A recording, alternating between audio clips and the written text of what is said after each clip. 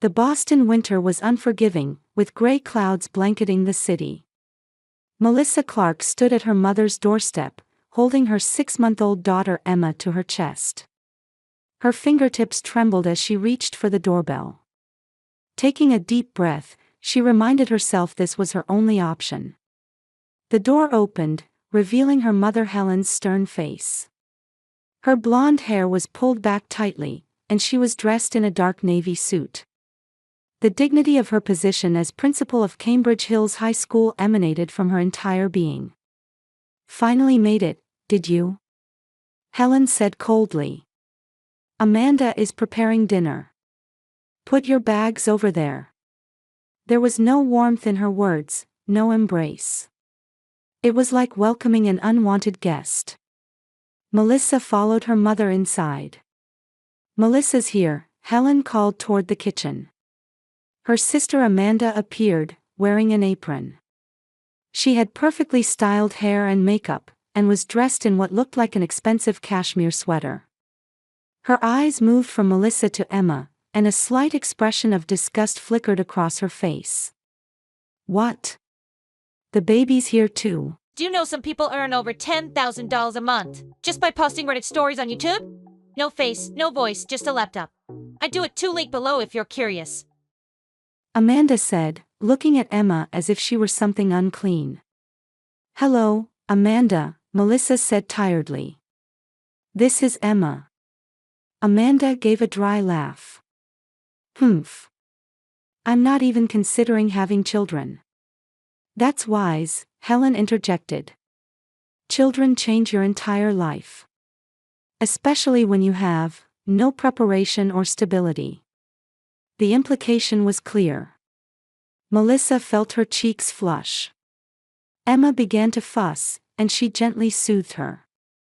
"The room at the far end of the second floor," Helen said. "I've had it cleaned, but it hasn't been used for years. Make sure you keep it tidy." As Melissa climbed the stairs, she could hear Helen and Amanda whispering behind her. "Getting divorced. I always thought that man was suspicious. How embarrassing that my daughter is divorced." The room was cold and dusty. It was sparse, almost like a hotel room.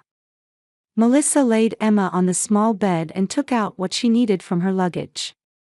On the wall hung a single family photograph. Melissa and Amanda smiling, with their parents. It was taken many years ago. She looked at herself in the mirror.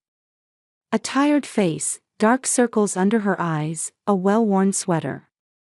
She used to be called a promising accountant. Now she was a single mother with a 6-month-old baby, betrayed by her husband, barely receiving any child support. A call from downstairs brought her back to reality. "Melissa. Dinner." The dining table was perfectly set. Helen was strict about manners and appearances. Melissa took her seat with Emma in her arms. "Are you going to eat while holding her?" Helen frowned. "She's sleeping, it's fine," Melissa said quietly. "Guess what? I got an offer from the Bentley family today," Amanda said excitedly. "You know, from that luxury subdivision." "Wonderful." Helen's face lit up. "My daughter is going to be the best real estate agent in town." "Not yet," Amanda said, feigning modesty while beaming with pride. "But my sales this year might double last year's." Helen looked at Melissa. "And you? Any job prospects?" "I'm looking online," Melissa answered. "For accounting work I can do from home." Helen sighed. "Well, I'll be charging you rent." Melissa looked up in surprise. "Rent?" "Of course. This isn't a hotel," Helen raised her wine glass. "You're an adult, so you need to be responsible." "Mom, Rent is $800 a month, utilities included." "Friends and family rate," Helen smiled, but her eyes remained cold. Amanda giggled. "If it were one of my properties, it would cost twice that." Indeed. Melissa is lucky, Helen agreed. Melissa was stunned. To be treated as a tenant in the home where she grew up when she needed help. She felt Emma's tiny body against her chest as she tried to accept her new reality. Fine, she said quietly. I'll pay. Also, Helen added. That child's crying gives me headaches. Please keep quiet at night. Melissa nodded silently. This is Heartland Accounting calling. Am I speaking with Melissa Clark? The woman's voice on the phone made Melissa instinctively straighten her back. After 3 weeks of job hunting, she finally had a positive response. Yes, this is Melissa. Regarding your recent interview, we'd like to hire you. 3 days a week in the office, with the remainder as remote work. Joy welled up inside her. Finally, a step forward. Thank you.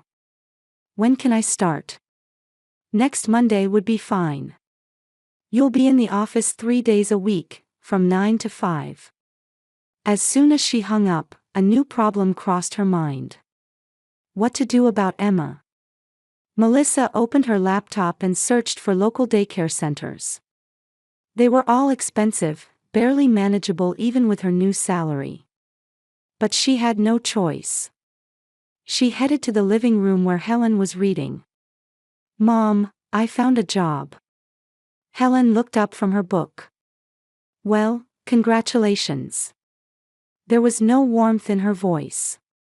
I'll need to be at the office 3 days a week. Could you watch Emma just for those times? Helen closed her book and removed her glasses. Surely you're joking. I have a career.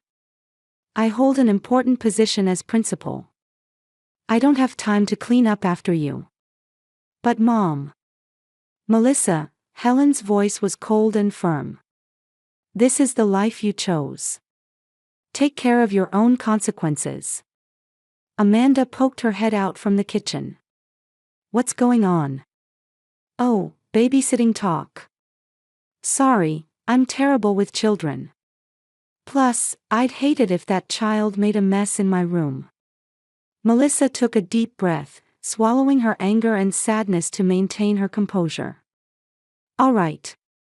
I'll figure it out myself.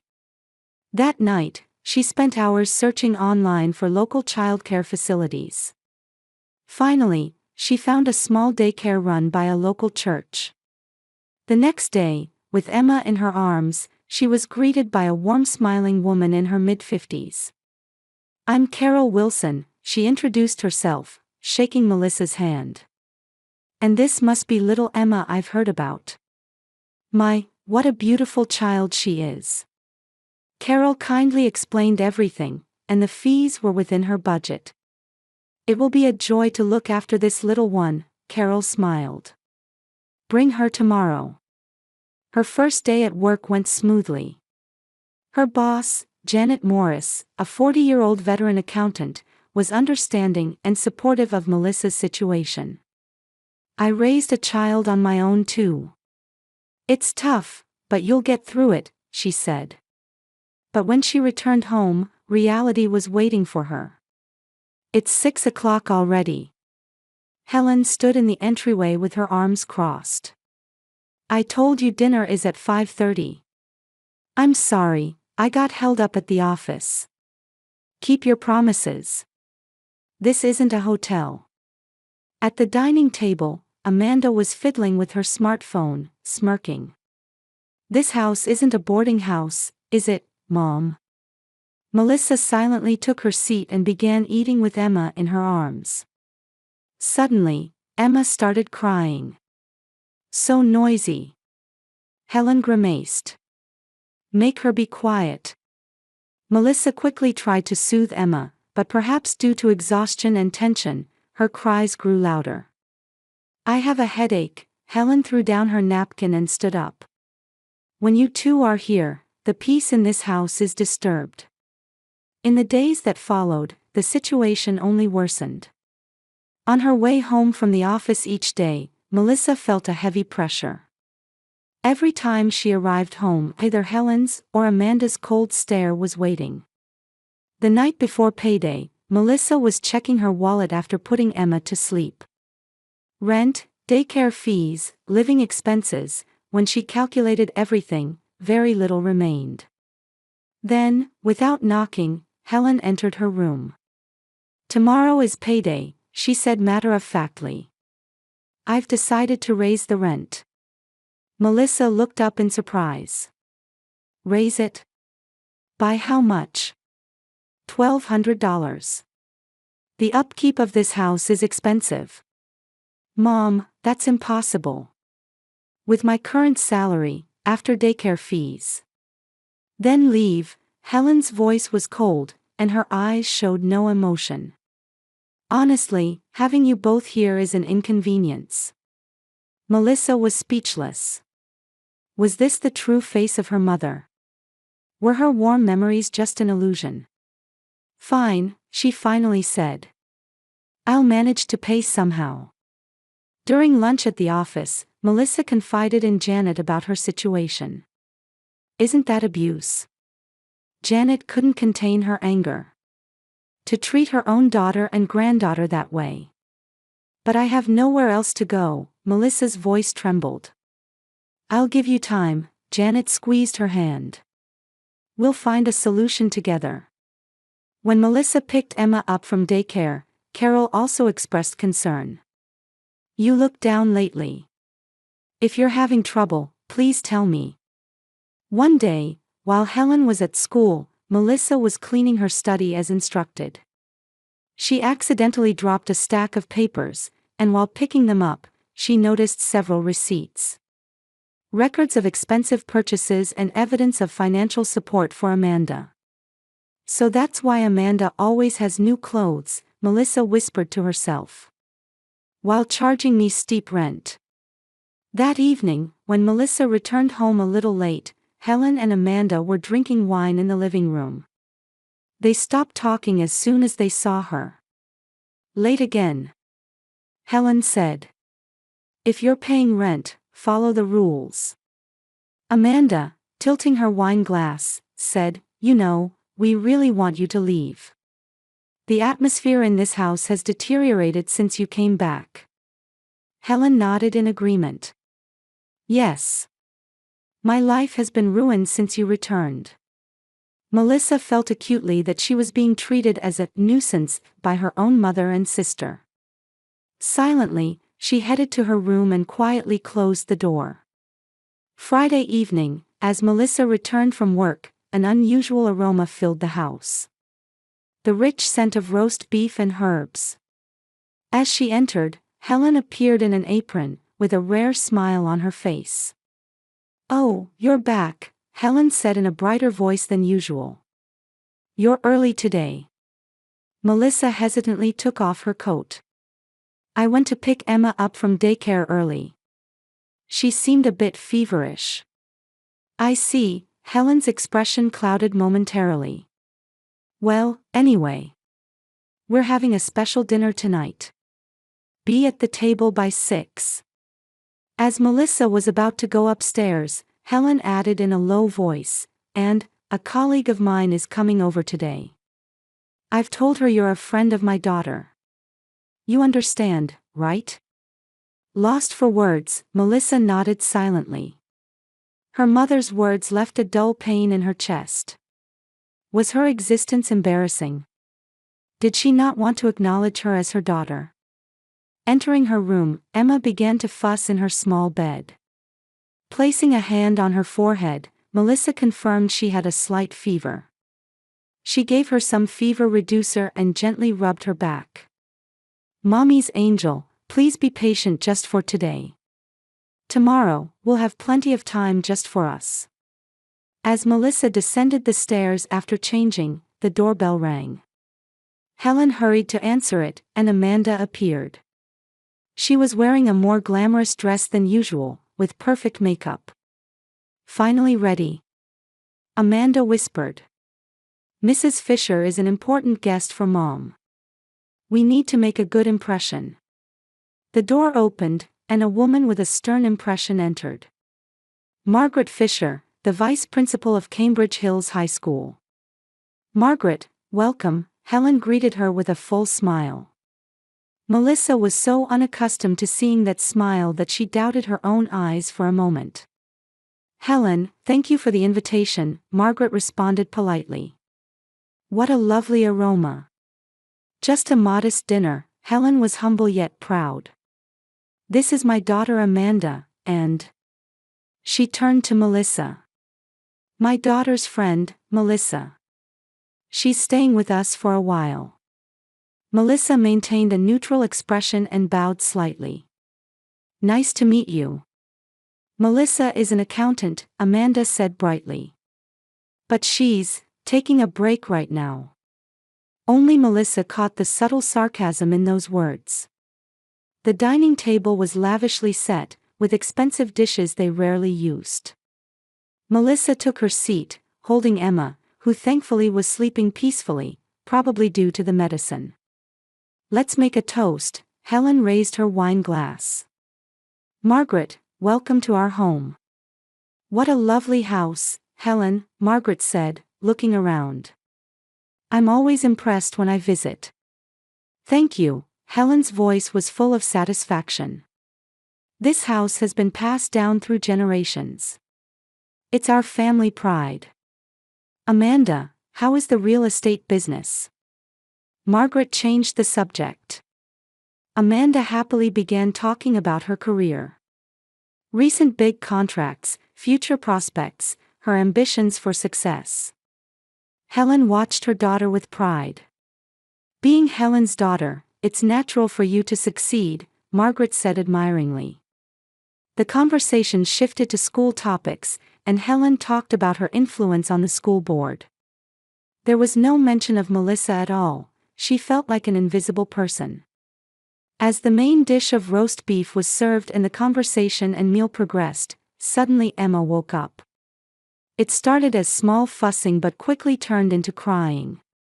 I'll calm her down, Melissa said quietly, starting to stand up. But Emma's cries grew louder. The atmosphere in the room changed, and Helen's expression froze. Margaret looked at Emma with confusion. A baby? Margaret asked.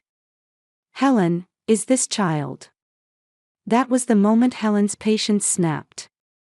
Quiet. The sound of Helen slamming the table echoed, making the dishes jump. Everyone stared at her in surprise as she stood up, glaring at Melissa and Emma with eyes full of anger. Make that child be quiet. This house is not for parasites. The words stabbed into the room like knives. Melissa froze. Her arms tightened around Emma, and her heart pounded violently. Margaret was visibly uncomfortable, and Amanda had taken out her smartphone and was staring at the screen. Helen. Margaret began to speak. But Amanda looked up from her phone, smirked, and said, speaking of which, today is rent day. If you don't pay, you'll have to leave. Hot tears ran down Melissa's cheeks. This was the limit. She clutched Emma to her chest and slowly stood up. I'll leave immediately, her voice was small but firm. A look of surprise crossed Helen's face. Melissa, you can't be serious. In front of a guest. I'm not joking, Melissa said. I've had enough. She left the room, went upstairs, and entered her bedroom. Her hands were shaking, but her mind was clearer than it had been in a long time. She picked up her phone and dialed Carol's number. Carol? It's Melissa. I'm sorry to call at this hour, but I need a place to stay tonight. Carol's kind voice resonated. What happened? I understand, we can talk more later. Come over right away. I'll leave the door open for you. Melissa hurriedly packed the essentials. Emma's milk, diapers, changes of clothes, her own valuables. It wouldn't all fit in the large suitcase, but it was enough to get through the night. As she headed for the front door, Helen and Amanda stood in her way. Helen's expression was hard, and Amanda had her arms crossed. "Where do you think you're going?" Helen asked. Her voice was quiet, but anger was barely contained. "You told us to leave, didn't you?" Melissa replied, feigning calmness. "I was joking," Helen said. "Don't take it so seriously. Margaret has already left." "But you still need to pay the rent," Amanda added. Melissa took a deep breath. There were words she needed to say now. "I've had enough. You are not family. Emma and I have a better place to be." Helen's eyes widened in surprise. "What are you saying? You have nowhere else to go." "Yes, I do," Melissa said quietly. "A place where there are kind people." "Do as you please," Helen suddenly shouted. "But don't come back even if you regret it. The door of this house will never open for you again." Melissa embraced Emma and walked out the front door, tears streaming down her face. The cold autumn wind struck her cheeks. The sky was dark, and rain had begun to fall. She wrapped Emma in her coat and called for a taxi.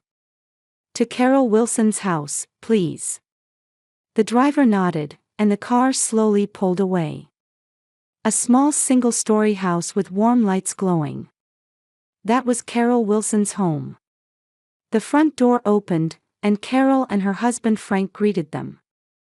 "Melissa, I'm glad you made it," Carol smiled gently and led her and rain-soaked Emma into the house. Frank, with his kind expression and graying hair, took her bag.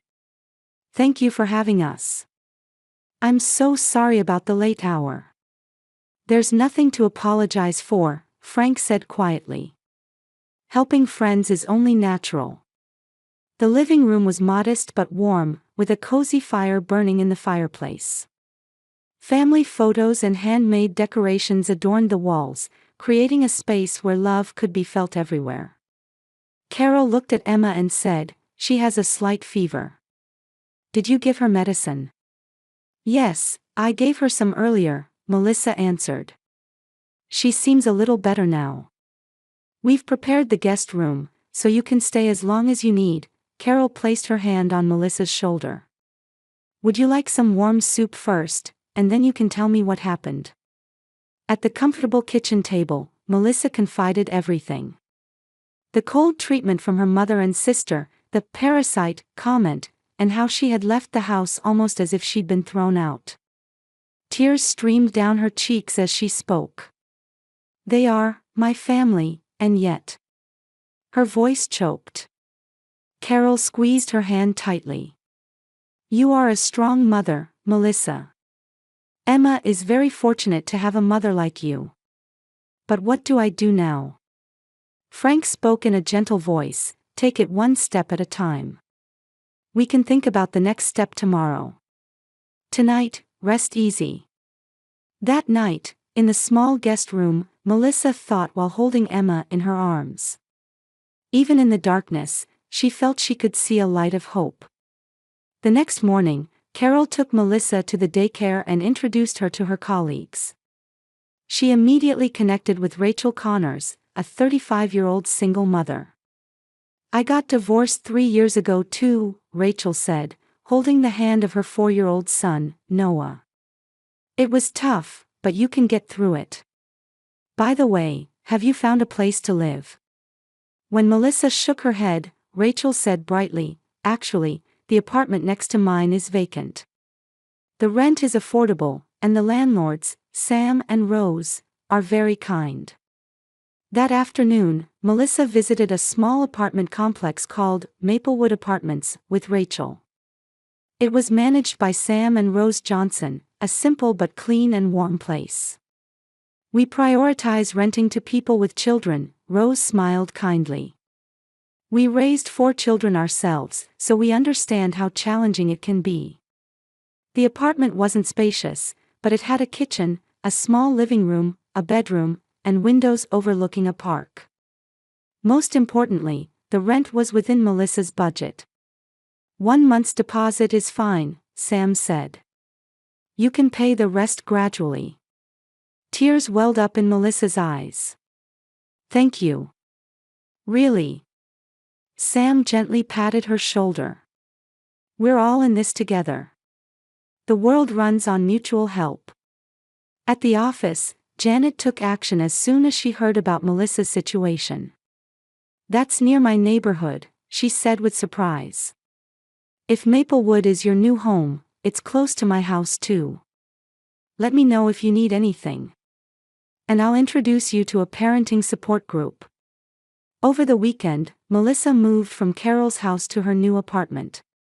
She didn't have many belongings, but Carol gave her unused furniture, Frank contributed a handmade bookshelf, Janet brought children's clothes, and Rachel offered toys.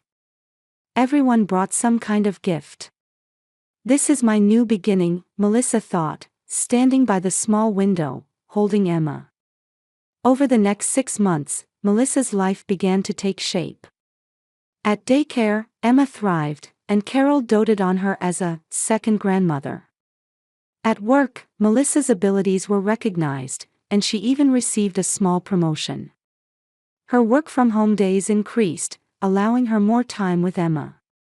The landlords, Sam and Rose, occasionally watched Emma, and Rose said, "She's like our grandchild." Rachel became her best friend, and on weekends, they took their children to the park together. At the community center's parenting support group, she made many friends and built relationships where they helped each other. There were several calls from her mother Helen and sister Amanda. At first, they casually asked, "Are you coming back soon?" When Melissa calmly refused, their attitude gradually changed. "If you need money, I can lend it to you," Amanda wants to apologize. But Melissa was no longer swayed by their words. For Emma's 8-month birthday, a small party was held at Carol's house. Janet, Rachel and Noah, Sam and Rose, and friends from work and the community gathered. "Melissa, I can't believe it," Rachel marveled at her transformation. "The exhausted woman I met 6 months ago seems like a lie. You're full of confidence now." Melissa smiled. "It's because I have people who support me. Thanks to all of you." "No," Carol said quietly. "It's your own strength. We just lent a helping hand." A toast. Frank raised his glass. To Melissa and Emma's health and happiness. The room was filled with warm smiles and laughter. Emma was excited, surrounded by love. Melissa felt her heart overflow. Perhaps this was the true form of family. Bonds of mutual care and support, rather than blood ties. On the way home, Sam and Rose drove them. When they arrived at the apartment, Rose handed Melissa a small box. "A present for Emma," she said. "Open it." Inside the box was a small silver star-shaped locket pendant. "I gave the same to my daughters," Rose explained gently. "You put a picture of someone important inside." "Thank you." Melissa was at a loss for words. "Really? Family is something you can choose," Sam said quietly. "Blood ties are important, but bonds of the heart are stronger." That night, after putting Emma to bed, Melissa sat by the window and looked up at the starry sky. Her cell phone rang, displaying an unknown number. She answered cautiously, and it was from the local hospital. "Is this Melissa Clark? Helen Jenkins has been admitted, and your contact was listed as her emergency contact." Melissa caught her breath. Complex emotions raced through her heart. "What happened?" she asked quietly. "A stroke. Her condition is stable, but could you come right away?" After hanging up, Melissa sat motionless for a while. Eventually, she called Carol. "Carol, there's something I need your help with." The hospital corridor felt long. Melissa walked forward, preparing herself mentally. From the parent who had driven her to tears 6 months ago, now came a call for her. Outside the intensive care unit, she met Amanda. Her sister looked visibly worn out, with dark circles of fatigue under her eyes. There were no expensive brand-name clothes, no perfect makeup, just a tired woman standing there. "Melissa, you came," Amanda's voice trembled. "What happened? What's going on?" Melissa asked calmly. "Mom collapsed. A stroke." Suddenly, Amanda's words faltered. "The doctor says she'll recover, but she'll need care." Tears welled up in Amanda's eyes. "There's a mortgage on the house, and payments are behind. I can't handle it alone." This confession was unimaginable coming from her once haughty sister. Melissa nodded silently and entered the hospital room. Helen, who had once been full of dignity, lay in the hospital bed. She looked small, weak, and fragile. As Melissa approached, Helen's eyes opened. "Melissa," she called in a hoarse voice. "You came." On Helen's discharge day, Melissa consulted with Carol, Sam and Rose, Janet, and Rachel. Everyone listened to her story and offered advice. When Melissa said, "I can't abandon my birth mother," Carol took her hand. "I support your decision. Tell me what you need." Melissa and Emma visited her childhood home. The house was in disarray, and Amanda was exhausted. "Are you going to help?" Amanda asked anxiously. "I'll help with Helen's care, but I won't live here," Melissa answered calmly but firmly. "I now have an apartment, a job, and a new family. But alone, I can't." Amanda began. "My new family will help," Melissa said, and introduced them to Carol and the others. Helen seemed surprised by her daughter's transformation. "You came back," she said. "Because we're family," Melissa replied, but added, "but our relationship has changed." In the days that followed, Melissa created a care schedule and asked Amanda to share the responsibilities. Sam and Rose helped repair Helen's house, and Carol was kind to Helen while watching Emma. Friends from the community center also lent a helping hand. Helen gradually recovered and began to feel surprise and gratitude for the existence of Melissa's new family. "To be so kind. I don't understand. This is what real family is, Mom," Melissa said quietly. "Supporting and respecting each other." 6 months later, Helen's condition had stabilized. Amanda had begun to change too, becoming more responsible. One day, Helen took Melissa's hand. "I'm so sorry for driving you away," tears glistened in her eyes. Then, smiling toward Emma, she asked, "Can she call me Grandma?" For Emma's first birthday, everyone gathered. Birth family and chosen family. Amanda said, "I want to change too," and began volunteering at the community center. Helen retired as principal, saying, "I've been taught what's truly important in life." Melissa stood in the garden, looking at the gathered people. Blood ties alone do not make a family. She now had 2 families. And that was something to celebrate. "Karma," she smiled. "But perhaps it's a cycle of love and growth, not hatred." Emma reached out to her with a bright smile, calling Mama. Melissa took that small hand and began walking toward the future.